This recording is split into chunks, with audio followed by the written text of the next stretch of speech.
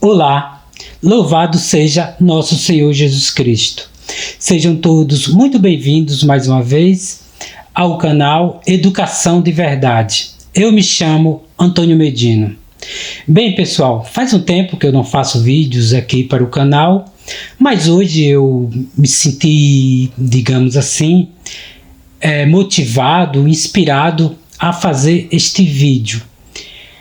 E neste vídeo eu vou discorrer um pouco sobre o dogma da Imaculada Conceição, tentar explicar para aqueles que não compreendem bem esse dogma, de forma bem sintética mesmo, vou tentar aqui explicar, e também vou aproveitar o ensejo para também explicar para aqueles que ainda têm dúvidas de o porquê Nossa Senhora não ser uma mulher comum. Porque muitos pensam, sobretudo os protestantes, que Nossa Senhora é uma mulher qualquer, uma mulher comum, que simplesmente teve Cristo e foi como se fosse assim relegada à história. Como se ela fosse um meio que Cristo utilizou, Deus utilizou para o nascimento de seu filho e depois relegasse, uma mulher comum. Muitos protestantes ainda dizem, não, eu tenho um certo respeito por Nossa Senhora, mas eu percebo que no fundo é um respeito vazio e é algo que eu não posso concordar, e eu, como tenho Nossa Senhora como minha mãe, a mãe do nosso Salvador, e resolvi fazer esse vídeo, não como uma defesa de Nossa Senhora, que ela não precisa disso, mas para dar resposta de mim para os protestantes, sobretudo os meus irmãos que são protestantes. Bem, dito isto, vamos lá então. Eu vou fazer uso de dois livros para fundamentar aqui o que eu vou discorrer, que é este livro aqui, do Padre Léo J. Trezzi, A Fé Explicada, e também desse livro aqui, Catena Áurea, o volume 1, Evangelho de São Tomás, ou aliás, Evangelho de São Mateus. A Catena Áurea eu não vou explicar para vocês aqui do que se trata, farei um vídeo futuro sobre isso, mas é uma exposição contínua sobre os evangelhos. Depois eu farei um vídeo explicando um pouco sobre Catena Áurea e vocês também podem buscar aí em outros canais. Bem, pessoal, é o seguinte, todos nós sabemos que, eu digo nós cristãos de um modo geral, sabemos que após o pecado original, ou seja, após o pecado de Adão e Eva, todos nós, seres humanos, que somos descendentes deles, nascemos com a mancha do pecado original. E com isso, todos nós, sem exceção, somos desordenados, ficamos débeis. Antes, Adão e Eva tinham a graça santificante, tinham dons ali que não eram naturais, mas Deus os deu, excedia a sua natureza, os dons que eles tinham, o dom de uma sabedoria superior, não ficavam doentes, não tinham, digamos assim, como que eu posso explicar aqui, dizer, mais contradições interiores.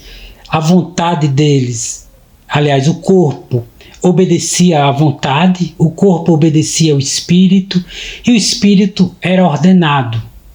Eles conversavam com Deus, como está lá no livro do Gênesis. Só que, após o pecado, eles perderam a graça santificante. E com isso ficaram doentes, morreram e outras coisas. O nosso conhecimento ficou débil, nós somos simplesmente,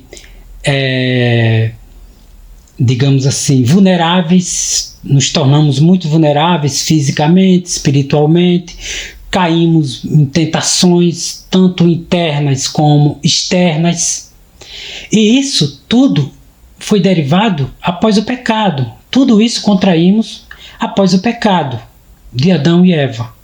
Deu para explicar? Todos nós, seres humanos, descendentes de Adão e Eva, carregamos essa mancha. Nós somos débeis mentalmente, espiritualmente, fisicamente, ficamos doentes, nosso conhecimento é muito limitado, caímos em certos pecados diariamente, somos fracos, nossa vontade é muito fraca, os desejos carnais muitas das vezes excedem muito a nossa vontade espiritual e por aí vai. Deu para compreender? Só que Deus, naquele momento, já tinha prometido o Redentor. Já tinha prometido que viria alguém que iria resgatar o indivíduo humano desse lamaçal de pecados, que foi nosso Senhor Jesus Cristo. E nosso Senhor Jesus Cristo nasceu de Nossa Senhora. É aí que eu quero entrar. Por quê? Porque era necessário, foi assim que Deus quis, que nosso Senhor Jesus Cristo viesse de Nossa Senhora. É algo aparentemente banal, mas foi assim que Deus quis.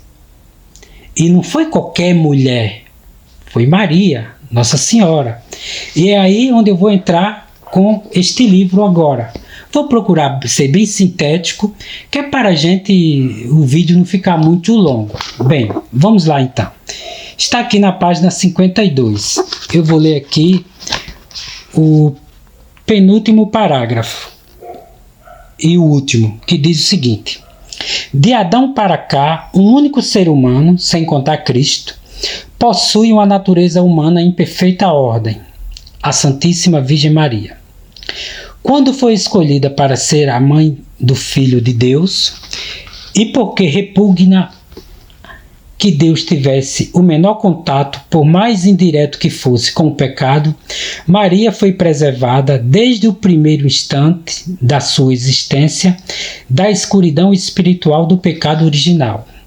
Desde o primeiro momento da sua concepção no seio de Ana, Maria esteve em união com Deus.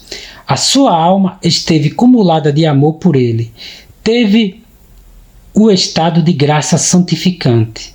A este privilégio exclusivo de Maria, primeiro passo na nossa redenção, chamamos a Imaculada Conceição de Maria. Deu para compreender? E prossegue.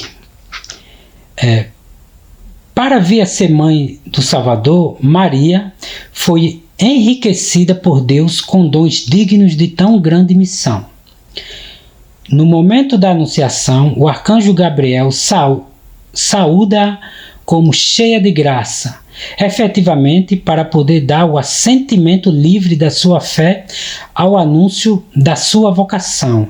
Era preciso que ela estivesse totalmente sob a moção da graça de Deus. Ao longo dos séculos, a Igreja tomou consciência de que Maria foi redimida desde a sua concepção.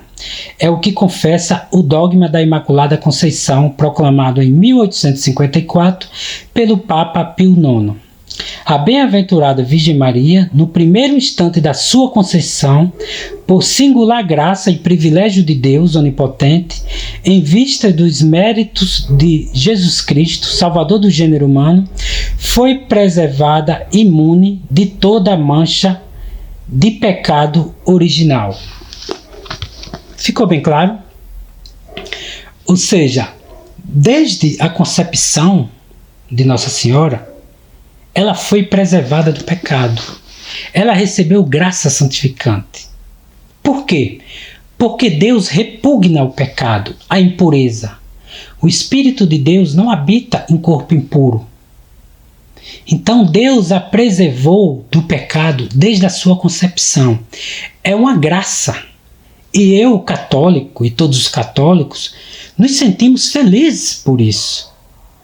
Porque Deus escolheu Nossa Senhora Maria para ser corredentora. É uma alegria para mim. Eu, sinceramente, a tenho como mãe. Ela é mãe do nosso Salvador e nossa mãe. Devemos agradecer imensamente a Deus por isso. É um mistério, realmente. Não tem como negar. Muitos, sobretudo os protestantes, ficam indagando: não, mas Jesus poderia vir por outro meio. Sim, mas foi esse que Deus quis. E está encerrada a conversa. Ou aceitamos isso, ou não aceitamos. Ou aceitamos que Nossa Senhora ela foi concebida sem pecado original, ou não aceitamos. Não há meio termo. E eu, como católico, aceito isso e dou graças a Deus. Ela, digamos assim, não for, ou melhor dizendo, não é por ela mesma, não é por mérito dela mesma que ela foi preservada do pecado, mas por mérito de nosso Senhor Jesus Cristo. Ficou bem claro? Ela é corredentora. Agora, eu vou aqui fazer uso desse livro, Catena Áurea, para fundamentar também o que eu vou falar. É uma parte que fala especificamente sobre a tentação de nosso Senhor Jesus Cristo. Está na página 143 do volume 1, que fala sobre a parte da tentação de Cristo, onde ele jejuou 40 dias e 40 noites e depois teve fome. E fala sobre isso. E São Gregório Magno diz o seguinte sobre essa questão, esse versículo específico, que na verdade é o capítulo 4, versículos 1 e 2 do Evangelho de São Mateus. E sobre essa parte, eu vou até ler para ficar bem claro. Capítulo 4 de São Mateus, do Evangelho de São Mateus, versículos 1 e 2. Abre aspas. Então Jesus foi conduzido pelo Espírito ao deserto, para ser tentado pelo demônio. Jejuou 40 dias e 40 noites, depois teve fome. Fecha aspas. E São Gregório, a respeito disso, faz o seguinte comentário, abre aspas.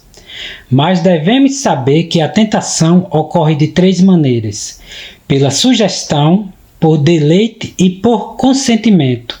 E nós, está falando nós, seres humanos comuns, quando somos tentados, na maioria das vezes, caímos no deleite ou no consentimento, porque nos originamos do pecado da carne e levamos em nós mesmos a causa dos combates que devemos suportar. Deus, no entanto, que, encarnado no útero da Virgem, viera ao mundo sem pecado, não enfrentava nenhuma contradição dentro de si. Portanto, ele podia ser tentado por sugestão, mas o deleite do pecado não feria seu pensamento. E por isso, toda aquela tentação diabólica ocorreu exteriormente, não interiormente. Fecha aspas. Deu para compreender? Aqui. Vamos aqui também comentar um pouco sobre essa parte de São Gregório Magno. Ele fala o seguinte: bem, nós seres humanos comuns somos tentados pelo deleite, pelo assentimento e também por sugestão. Ou seja, o deleite e o assentimento são pecados da carne. A gente tem desejos carnais e a gente sucumbe, dá o assentimento a esse pecado. Ou seja, nós temos contradições internas ainda desde Adão e Eva. Carregamos, como ele diz aqui, na nossa própria carne a dor e os motivos da nossa superação. Deixa eu ler novamente. Fala o seguinte: levamos em nós a causa dos combates que devemos suportar. Ou seja, aquele combate, aliás, melhor dizendo, aquilo que nós combatemos, carregamos em nós mesmos. Ou seja, nós combatemos a nossa própria contradição interna. Deu para compreender? Só que nosso Senhor Jesus Cristo não tinha isso. Ele não tinha nenhuma contradição interna. Ele era puro, puríssimo. Ele é o Cordeiro sem manchas.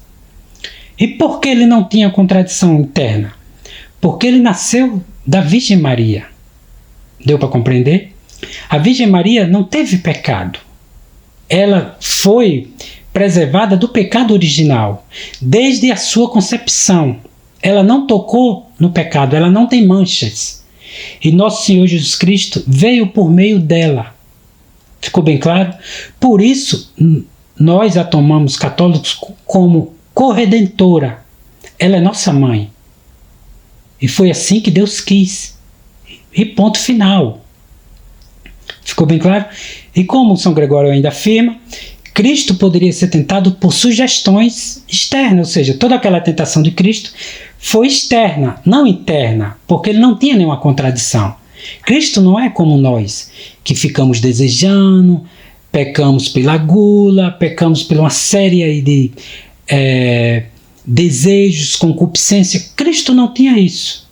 A única forma de Cristo ter sucumbido era por sugestões externas, ou seja, pela tentação demoníaca, no qual ele não caiu. Ficou bem claro? Cristo não tinha, ele é perfeito. Mas, por que todos nós caímos nas tentações e pecamos?